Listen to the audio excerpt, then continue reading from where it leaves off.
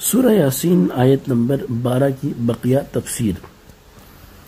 آیت کی تفسیر میں بیان ہوا کہ اللہ تعالیٰ انسان کی وہ نشانیاں اور وہ طریقے بھی لکھ رہا ہے جو وہ اپنے بعد چھوڑ گیا، خواہ وہ طریقے نیک ہوں یا برے۔ اس مناسبت سے یہاں ہم انسان کے ان اچھے اور برے اعمال کی کچھ مثالیں دیتے ہیں جو اس کے مرنے کے بعد بھی جاری رہتے ہیں اور یہ لوگوں کے مشاہدے میں بھی ہیں۔ چنانچہ اچھے اعمال کی مثالیں، کچھ مثالیں یوں ہیں۔ نمبر 1، کوئی شخص دین کا علم پڑھاتا ہے، پھر اس کے شاگرد اپنے استاد کی وفات کے بعد بھی اس علم کی اشاعت کرتے رہتے ہیں۔ نمبر 2، کوئی شخص دینی مدرسہ بنا دیتا ہے جس میں طلباء علم دین پڑھتے ہیں اور بانی کی وفات کے بعد بھی طلباء دین کا علم حاصل کرتے رہتے ہیں۔ نمبر 3، کوئی انسان کسی دینی موضوع پر کتاب تصنیف کرتا ہے اور اس کے مرنے کے بعد بھی اس کتاب کی اشاعت ہوتی رہتی ہے۔ نمبر 4، کوئی شخص مسجد بنا دیتا ہے جس میں لوگ نماز پڑھتے ہیں اور یہ سلسلہ اس کے مرنے کے بعد بھی جاری رہتا ہے۔ نمبر 5، کوئی شخص کنواں کھدوا کر یا بورنگ کروا کر لوگوں کے لیے پانی کا انتظام کر دیتا ہے اور لوگ اس کے مرنے کے بعد بھی پانی حاصل کرتے رہتے ہیں۔ برے اعمال کی بھی کچھ مثالیں سن لیجئے۔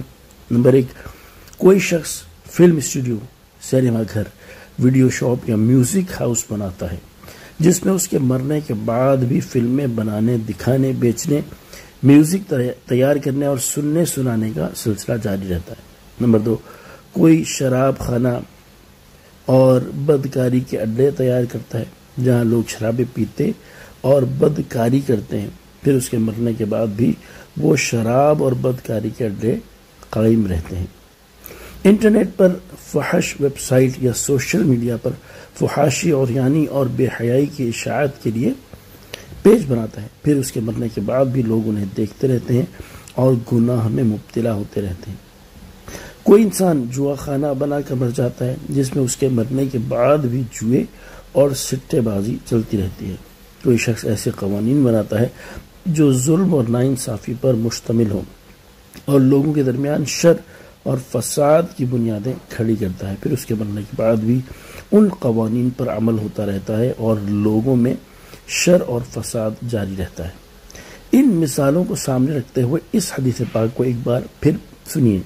چنانچہ سید المرسلین صلی اللہ تعالی علیہ وآلہ وسلم نے ارشاد فرمایا، جس شخص نے اسلام میں نیک طریقہ نکالا اس کو طریقہ نکالنے کا بھی ثواب ملے گا اور اس پر عمل کرنے والوں کا بھی ثواب ملے گا، اور عمل کرنے والوں کے اپنے ثواب میں کچھ کمی نہ کی جائے گی۔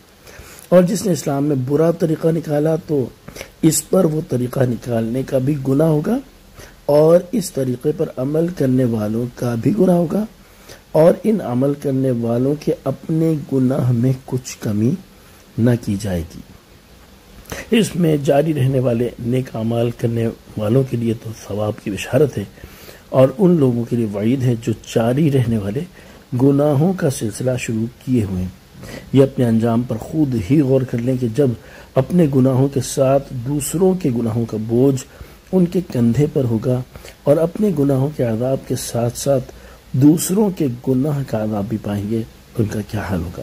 اللہ تعالیٰ ایسے لوگوں کو عقل سلیم عطا فرمائے اور گناہ جاریہ کے سلسلے ختم کر کے سچی توبہ کرنے کی توفیق عطا فرمائے، آمین۔